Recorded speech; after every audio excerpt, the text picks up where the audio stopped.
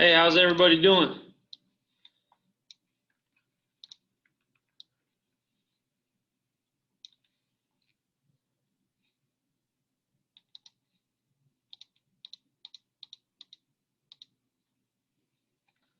A little bit of a lag today, but we'll get it figured out.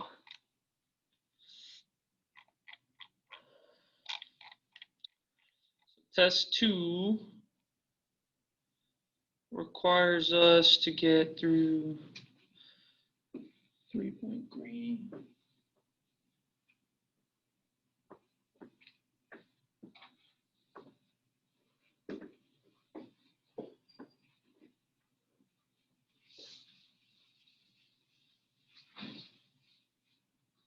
Let's calibrate the screen real quick.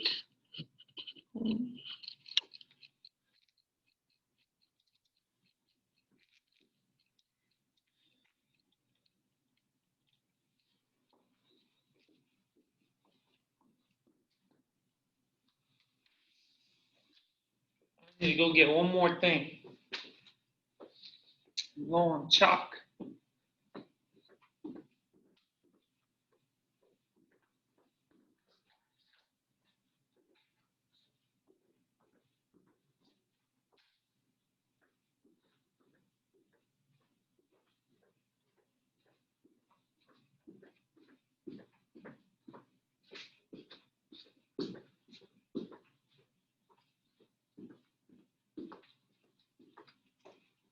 Okay, that should be good for now.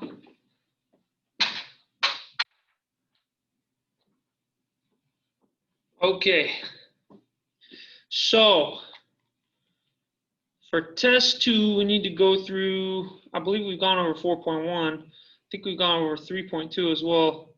3.2, 3.3, 3.2, 3.3, 3.4, 3.5, and 3.7. Let's take a look at our textbook and see. I forget what chapter we stopped off at.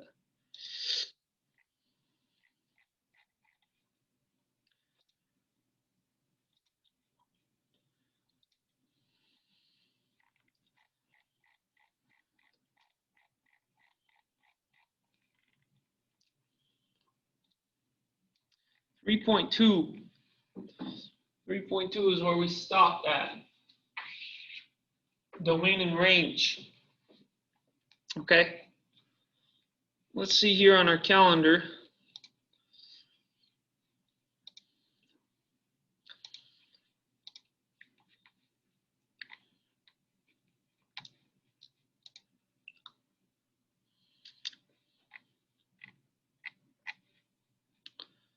See here on our calendar when the next exam will be. Exam 2 will be October 11th. Okay. October 11th. So that's 1, 2. Okay. 1. Yeah. That's not this Sunday, but next, or yeah, not this Sunday, but next Sunday. Okay. So that means we have one more class period after this to prepare for the exam. So I hope to get through from here, maybe to here, so that the next class period we'll just review 3.7 and then review everything for the next exam. I'll have like a review session as well. We'll be able to stick that in there. Okay. So over here, we'll bring this there. Bam. Let's see, we got 12 participants now. That's good because before it was only like 6. Very good. All right.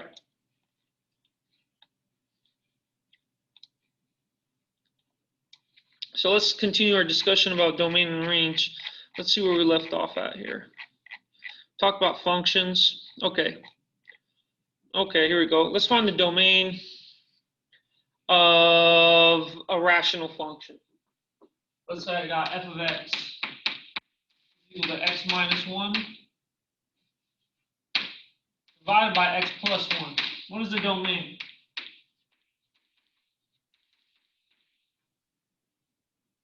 Well, recall, the domain is the set of all inputs that doesn't mess the function up, okay? It's the numbers that we can plug into the function that won't mess it up. Now over here, I can see one number that if I plug in for x, that might mess something up. And we determined that by seeing, okay, what can go wrong here is that we could divide by 0 in this fraction. So how about we find out at what number division by 0 is occurring? By saying, let's set the whole denominator equal to 0 and see for what x would cause us to divide by 0. Subtracting a 1 from both sides, what we get is x is equal to a -1. So x cannot be -1. Because notice that f of -1, what would happen if we evaluate f of -1? F of -1 would equal this. Yeah, -1 minus a 1. Put parentheses, let's carve out those parentheses. Carve out the parentheses. I put a -1 over here. Notice that although the top remains well behaved, the bottom becomes a 0. What happens when we divide by 0? This happens right here. It's a black hole. So yeah, if you divide by 0, you're going to get sucked into a black hole, which might possibly send you to an alternate universe, which that universe might not be as hospitable as this universe. So I wouldn't bet your marbles on it. 1. Oh, DNE. Oh, does not exist. I thought that said 1. That's how sleepy I am right now.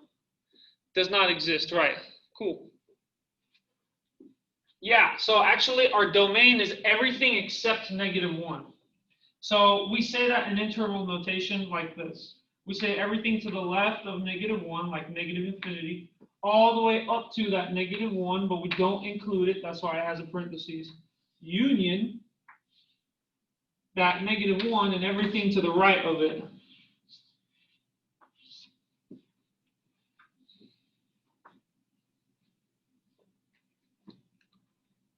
Make sense? Let's do another problem.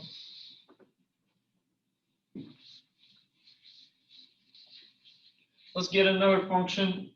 How about the function f of x is equal to the square root of x squared plus 7x plus 12.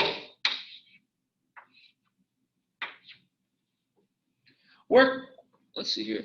I didn't get finished with 3.3 or 3.4 because I didn't know when they were due since we didn't go over them in class. Right. So let me change those due dates. That's fine. Yeah. Thanks for letting me know.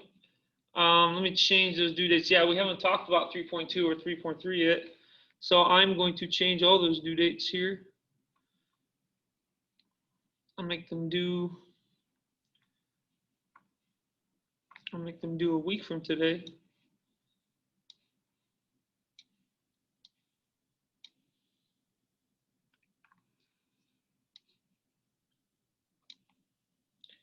Let's see here. Probably not going to get to 3.5 and 3.7, but we might. So what I'll do is move those here. Actually, what I'll do is I'll move all of them. I'll move all the homework. I'll move all the homework to the night before the test.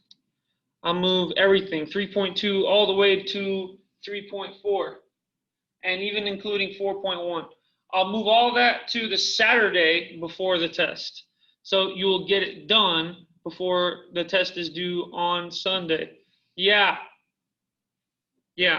I'm glad that makes you guys happy. No problem. I want to see you guys succeed. I want to give you the opportunities to learn. So that gives you more time to digest the material and learn. Yeah, I'm happy that you guys are happy. Go make me proud. Okay?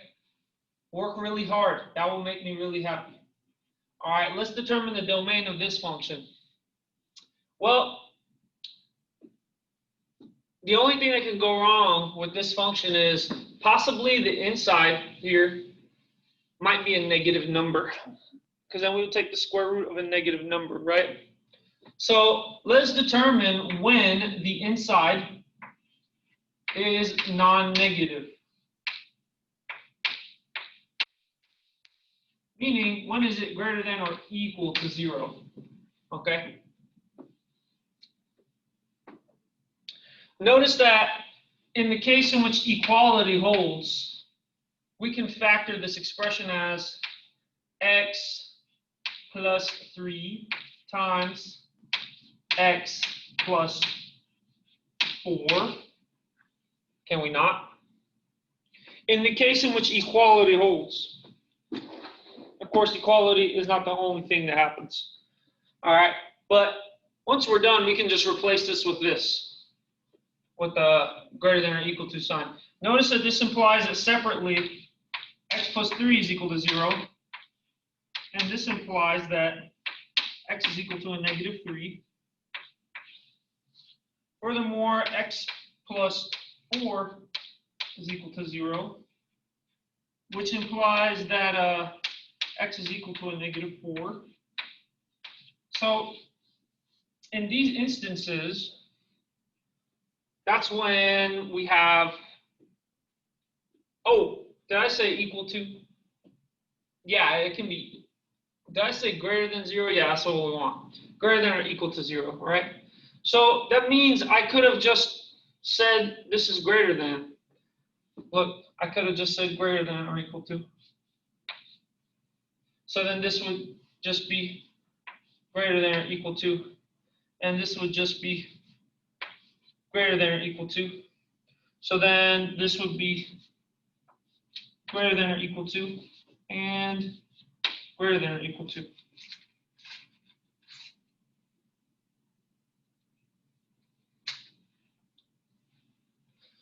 So let's take a look at what this means. All right, here's our 0. Here's our points of interest. Here's negative 3. Here's negative 4.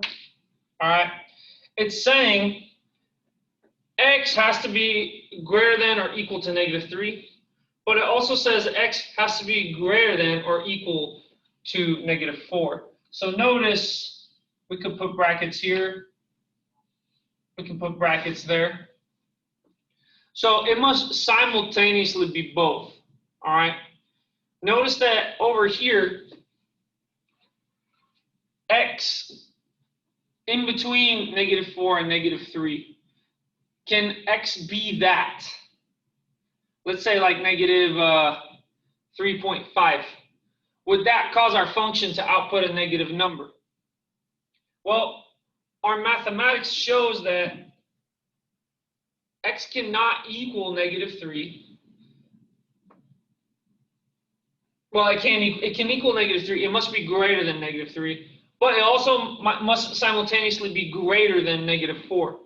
Notice that this bottom one, let's put it in yellow. And let's put the top one in red. Notice that top one in red, we get this. Boom. But notice what the yellow is saying. The yellow is actually going to overlap the red. So what about that space in between? Well, we have to go with both of them simultaneously, okay? And so we have to go with the red. Because what if we put something in there in between them, like 3.5, negative 3.5? Okay, so let's say f of negative 3.5. That would equal the square root of negative 3.5 squared plus 7 times the negative 3.5 plus 12, right? But notice that negative 3.5 is the same thing as a negative 3 minus a 1/2, right? So this becomes negative 6 minus 1 all over 2, right? When I multiply top and bottom by fancy number 1. So this becomes a negative 7 over 2. So I can replace negative 3.5 with negative 7 over 2. Then the equation becomes 49 over 4 over here minus 7 times 4, 7 times 7 times our negative 3.5. So plus 7 times our negative 7 over 2. Plus, I wrote 2 over here, but this should say 12. All right. Notice that this breaks down to 49 over 4 minus 49 over 2 plus 12. Okay. So we better hope this is a positive number, right? So multiply top and bottom here by fancy number 1. I get 49 minus, I got a double 49, so that's 80 plus 18, so 98 all over 4 plus 12. So 49 minus 98 is, let's check over here.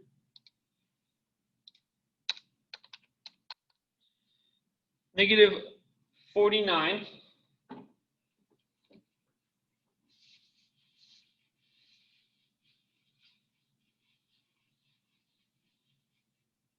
So over here, bringing this here, this becomes square root of negative 49 all over 4 plus 12. But notice we're still going to get a positive number because multiplying top and bottom here by fancy number 1, 4 times 12 is 48. Oh, actually, never mind. Take a look. We won't. Notice that this becomes the square root of negative 1 over 4. And contradiction, because we would get a complex number, right? So we picked somewhere right here. Notice that that doesn't work. As I told you, we needed to go with the red because anything at negative 3 and beyond would work. Notice that negative 3 would make this a, let's just do it.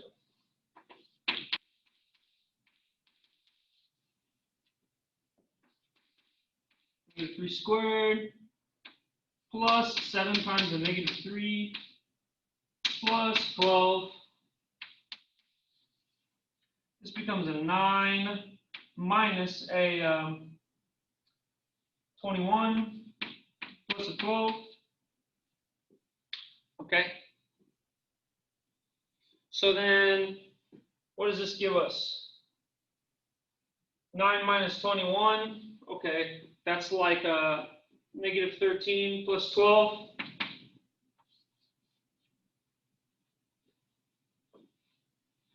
Did I do that right? There we go. That would give us a 0, actually. So we get the square root of 0, which is equal to 0, which is completely fine. So notice that over here, when we pick something over here, like negative 3.4, we got a contradiction. But whenever we pick something right up at negative 3 and beyond, everything will check out nicely.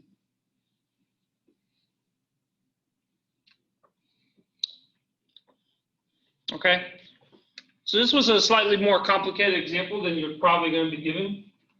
Something that you're probably going to be given is more along these lines.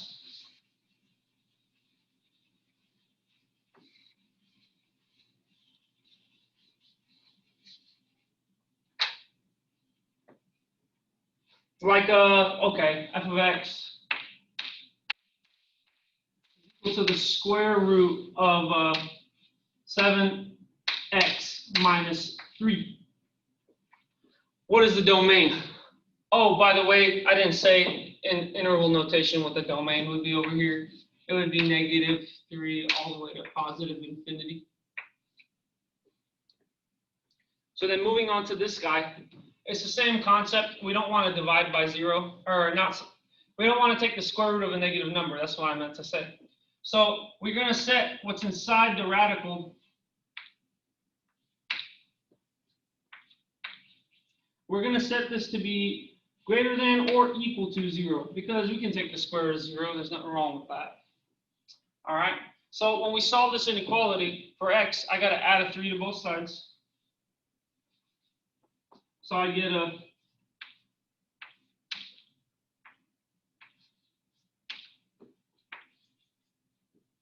that over there.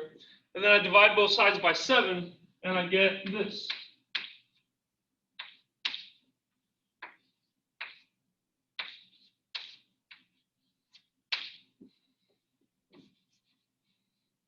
So it's saying x has to be greater than or equal to 3 over 7. So we want to write the domain out. We just said we can draw our number line if we want to visualize this. It's not necessary to do all this stuff. Here's 0. Here's a 3 over 7. This is just really just for the visual.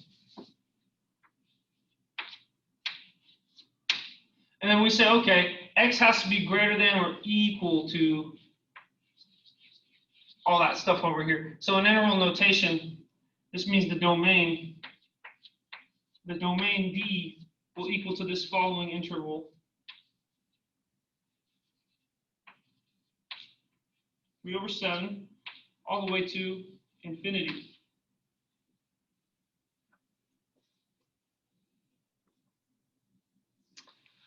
Any questions so far?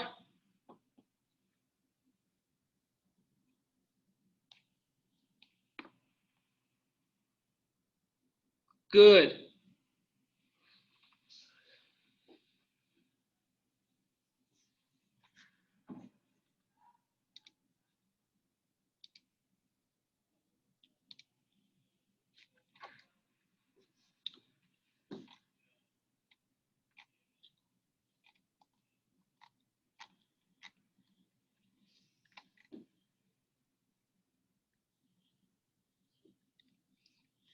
So let's talk about set builder notation.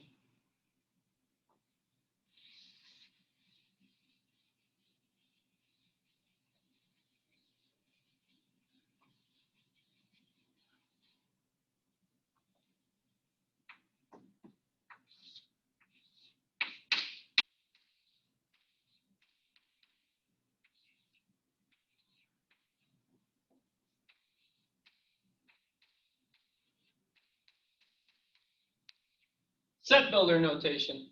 Okay, so this is, for instance, in set builder notation, this domain right here, we would write it as these squiggly brackets. It's the set of all x such that, this bar means such that, this squiggly thing means a set. I can close the set right here. So it's the set containing all of the x such that we want x. It's given to us by there. We want x to be greater than or equal to 3 over 7.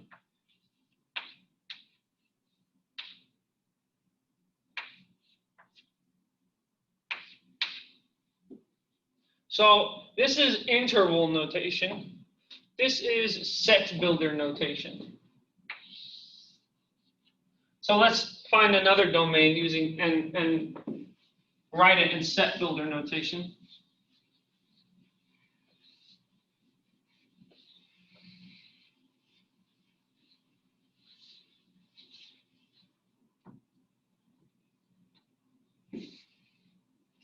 What about f of x is equal to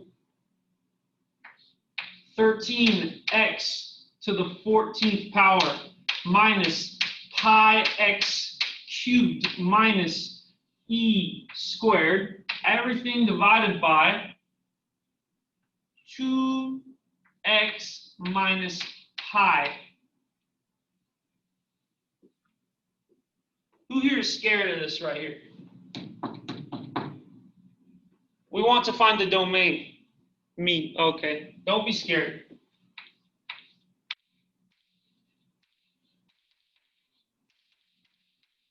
What does the domain equal?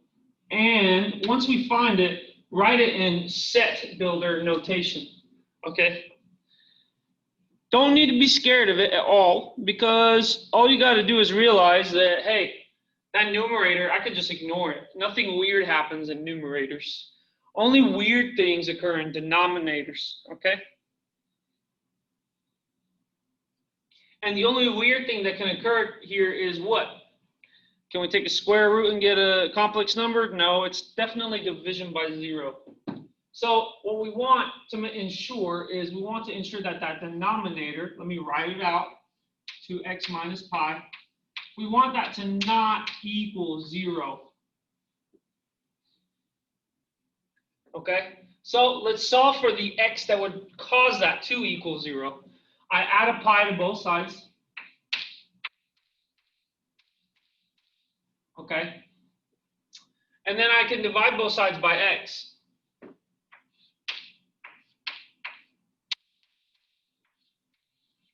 So then this shows that I don't want my function to ever input a pi over 2, because if it did, we'd be dividing by 0. Is this still in chapter 3.2? Yes.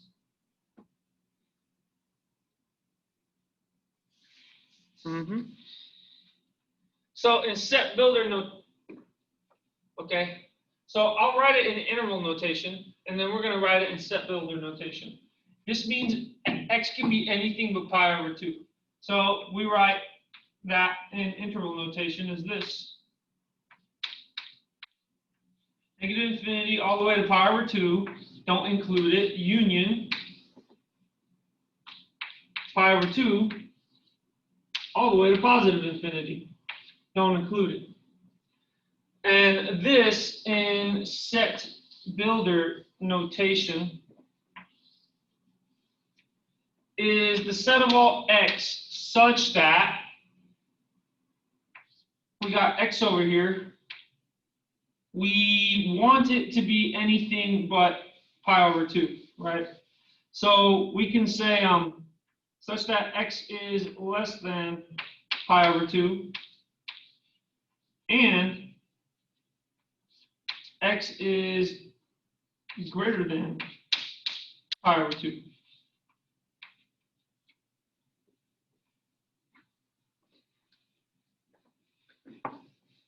So that's it in set builder notation.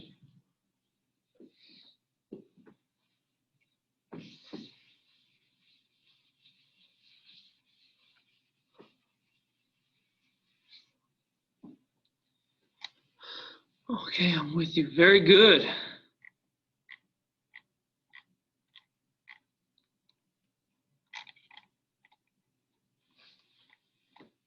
So what if I were to give you like a visual real line and you would have to give me what the set builder notation is? Let's say this is the reals. Let's say this is 0. Let's say this is -3. Here's +5. And let's say we want to talk about this interval here. Okay, let's say we got this interval from here to here. And this is solid. And then we got this interval here.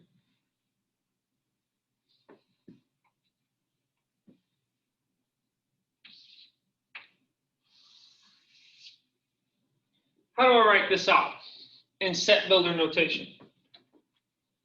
Well, this interval in interval notation is written as -infinity all the way up to -3. Notice that because that thing is a solid thing, we include that -3. Okay. And then we say, okay, union this other piece. It looks like it does not include 0, hence the circle. So we put parentheses instead of a bracket, and then we go all the way to positive infinity. Now, let's address what does this look like in set builder notation.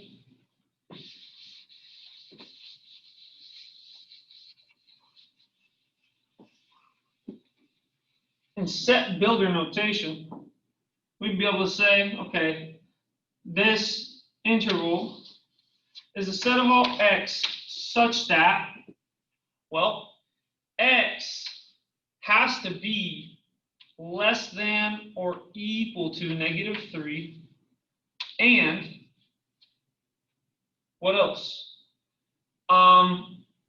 X needs to be strictly greater than 0.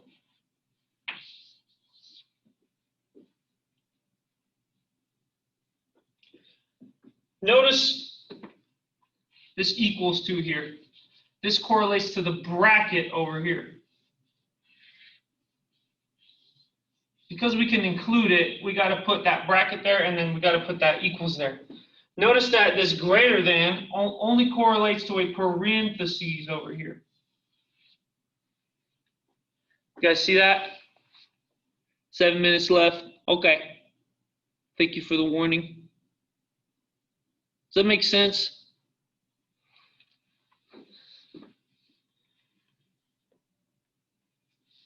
Let's do one more example of something like that.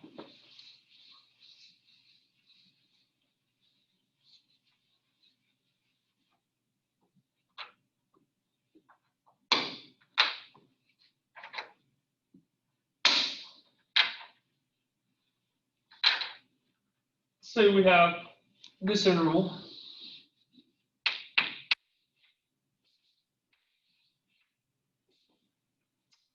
Let's say here's our 0, here's our pi, and here's our 13.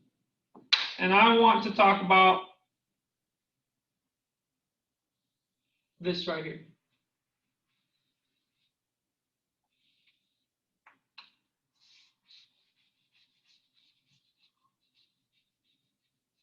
What is this interval in blue?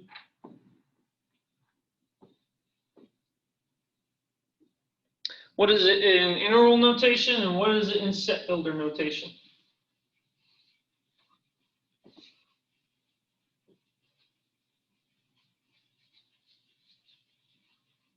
Well, in interval notation, we see that this doesn't include pi, so we put a parentheses pi, comma, and it doesn't include 13, so I put a parentheses there. Boom. Those just ranges between pi and 13. In set builder notation, this is the set of all x, such that x lies in between but does not equal these values. Close the set. Oh, wow. Yeah. You like that, Carrie? Isn't that cool? You guys like the use of colored chalk? Yep. Everybody likes colors. Everybody likes colors.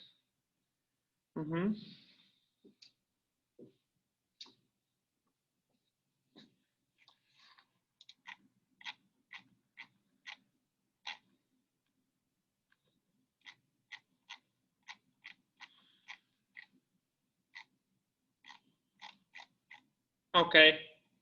Now let's look at some graphs and talk about their domain and range visually. Okay.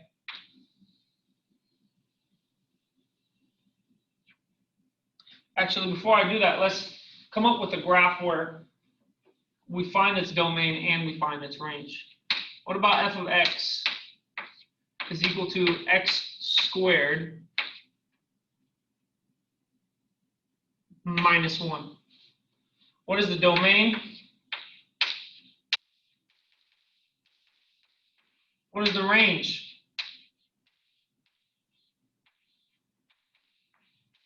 So to talk about that, we'll do something visual.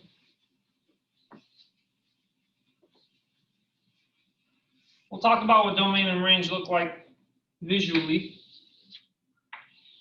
Let's say I have some function like this.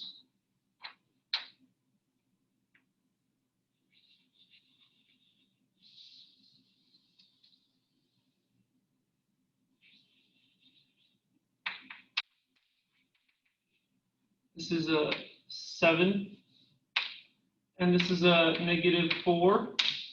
All right, and this is a +5. All right. What is the domain of this function in red?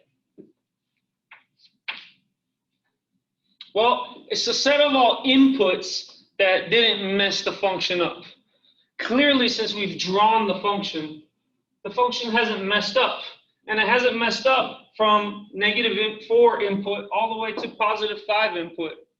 So that means the domain, in interval notation at least, is including -4 all the way to +5 including. Notice the dot in set builder notation would be the set of all x such that x is less than or equal to +5, but greater than or equal to -4. Close the set. These are the same. Now let's discuss the range of this function. We haven't even begun to talk about x squared minus 1. What is the range? The range is all the outputs that come out. So we notice that, okay, all the outputs range from here to here on the y. Recall domain was x. Domain was x. So why am I highlighted? Domain is x. So that's why from here to here is where our interval is at. Range is always y.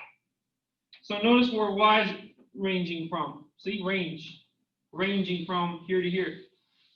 So that means the range in interval notation is from y equals 0 all the way to y equals 7. And we include both of them.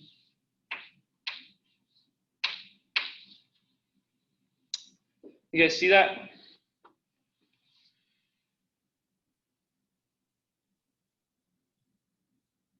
Can't see the red chalk.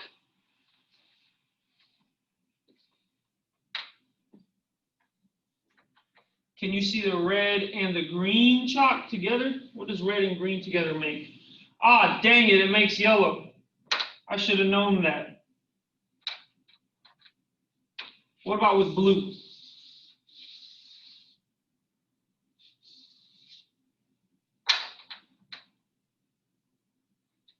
And then probably need to maybe I'll just resort to using white here.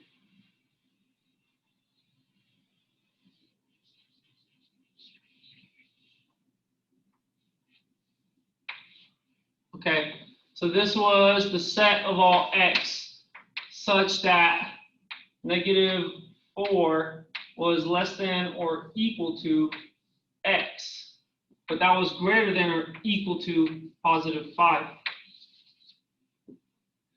Is that helpful, or does that just look really bad?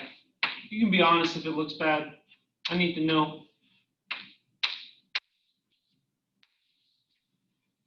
Can you see that, or does it just look terrible? Much better? Okay. Oh, good. Better. Okay, good.